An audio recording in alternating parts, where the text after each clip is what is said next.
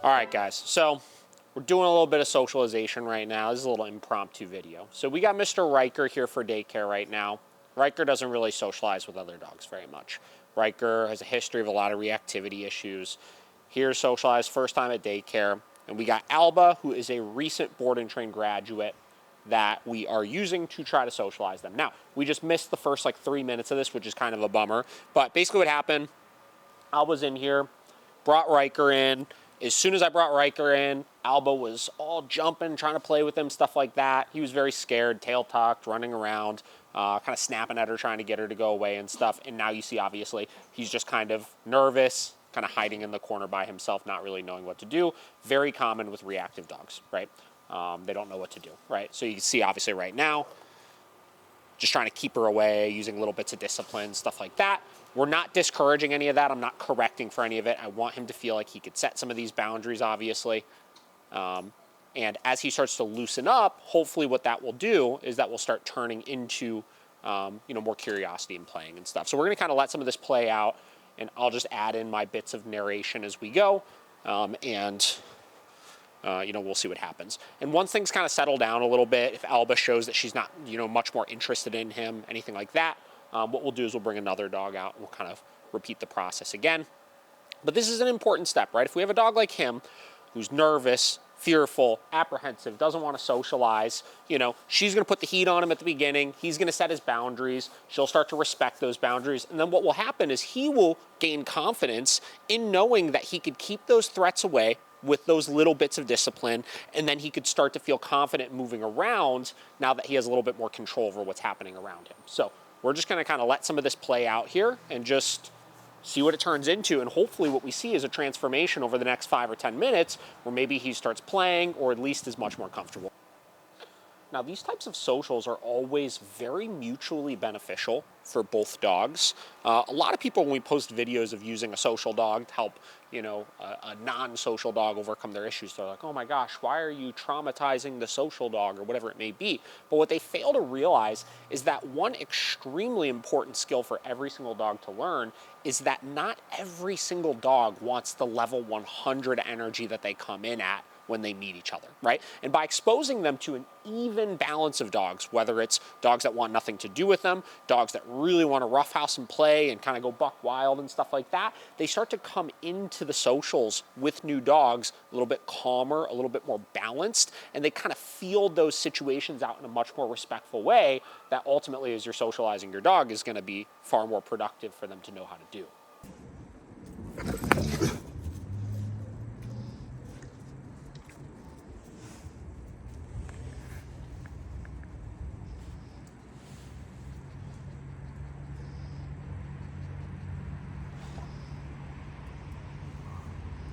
So you see the conflict, right? The little lip lift, right? The growling, right? All that kind of stuff. But you see him going from that to sniffing, right? Goes from get away from me, wait, I'm curious. Get away from me, I'm curious, right? And we have to let him work through all of those different emotions because he's not doing anything wrong. And the big thing I always tell everybody right now when they watch videos like this is that this behavior is not a correctable thing, right? He hasn't done anything wrong. He's not trying to hurt the other dog. He's trying to communicate a boundary. And look at it as humans. Humans become more confident when they start to realize that they can communicate boundaries to other people and that they have a degree of control of self-preservation, right? And by allowing him to do that, he's going to start to open himself up to trying other things and exploring and becoming more curious. Of course, right when it starts raining, it starts getting good. Sniffing, showing more curiosity.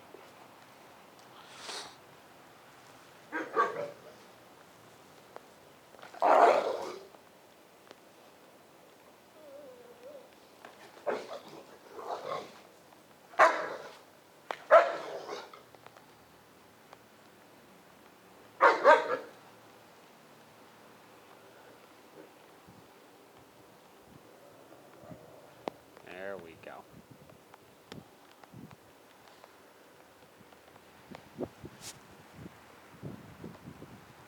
You see this game, right?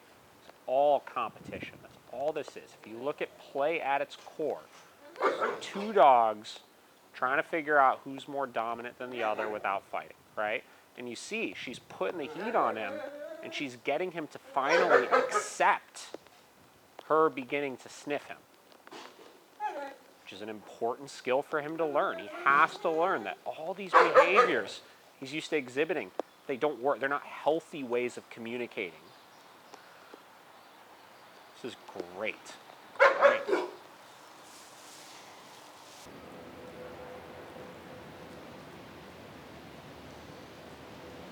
There is so much you could learn about working with dogs with like a lot of like fear-based reactivity or aggression issues, or with dogs in general, by observing how dogs interact with each other. I always say they know how to do it way better than we know how to do it.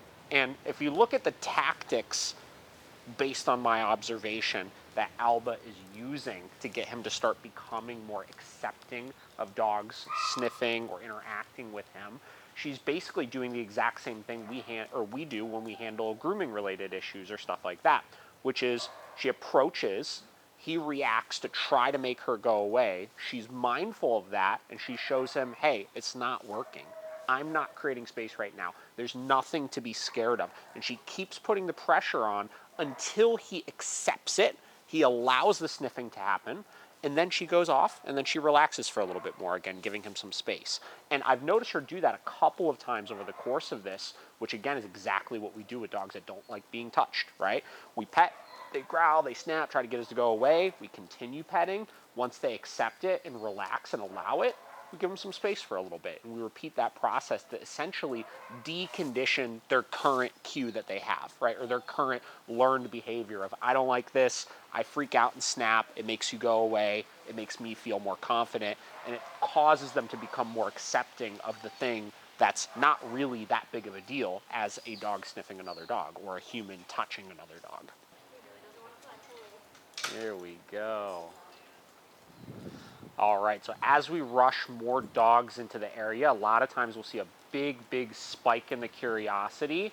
And essentially, this is where people reference flooding, right? So basically what we're doing right now is we're flooding him with so many different stimuli that he can't target that reactivity and aggression on any particular one thing. And by doing that, what happens is you could actually raise his threshold a little bit and cause him to become much more curious and start exploring and reduce some of that reactivity because there's so much happening around him right now, right?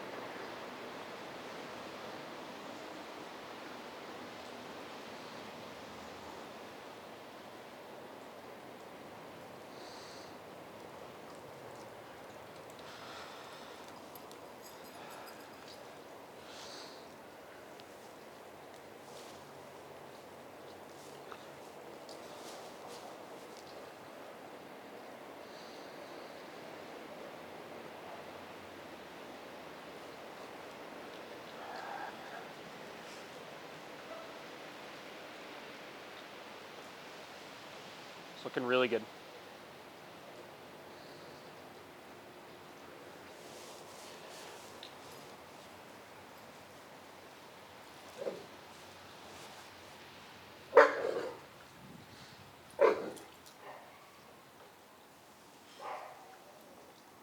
You can see Coda here is doing the exact same thing Alba was doing, which is started getting the reactivity. He said, no, I want to sniff you. I'm going to sniff you right now. Continued to push through until he accepted it and then walked away after that. So these are all very subtle displays of like quote unquote dominance that are very important to see, and you have to allow them to play out. And those are all of the things that are ultimately going to help balance this dog out.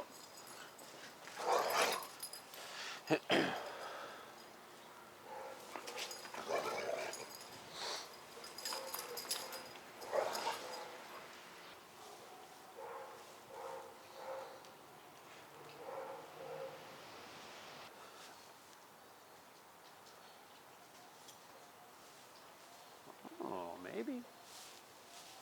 Maybe.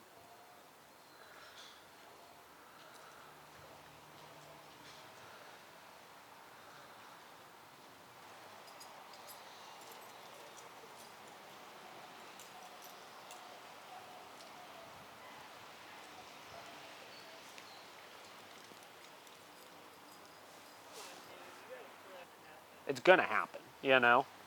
And the thing is, too, like, he's continuously progressing. You know what I mean? Like, he keeps trying to get himself in the middle of all the action and everything, which is super positive. This is the thing that fucking kills me. Flooding is so bad. Why would you ever use flooding with a fucking dog? Blah, blah, you're just shutting him down. It's like, does this dog look shut down to you? Does this dog look better, worse, or the same as when he started? I think he looks a little bit better than when he started.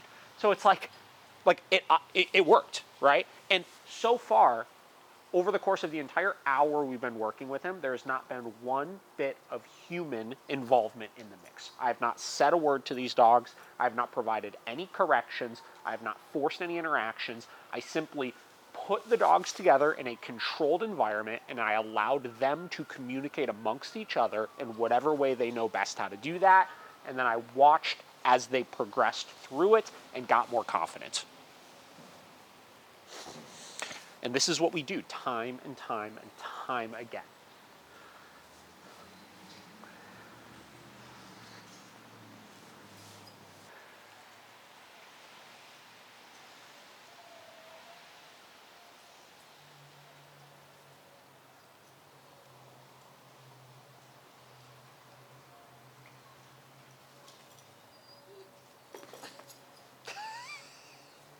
Take Finn out.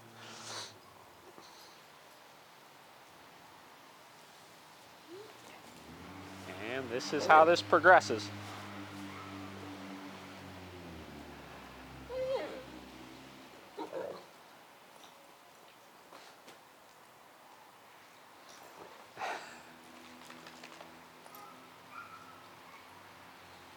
Talk all the time about how aggression and play are both one and the same thing. They're just on different ends of the spectrum.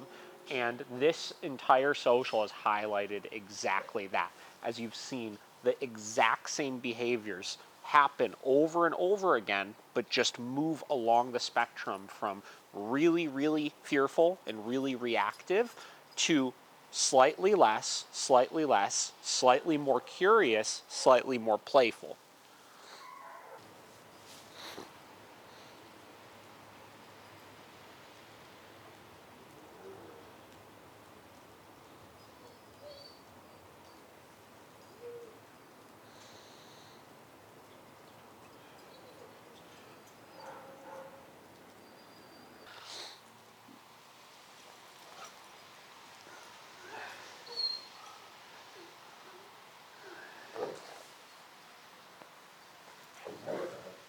Here we go.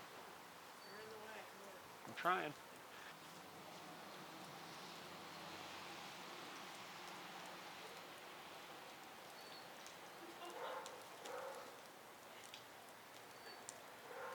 This is great, though. I mean, look at him. Even if we don't progress past this point, he's trying to play with the other dogs. We're not getting any reactivity. He's confidently moving around and interacting and sniffing. Like, this is session one, guys, right? This is 1.5 hours, or coming up on 1.5 hours of social time. First time we've socialized him in this context before. So, you know what? I'll take it.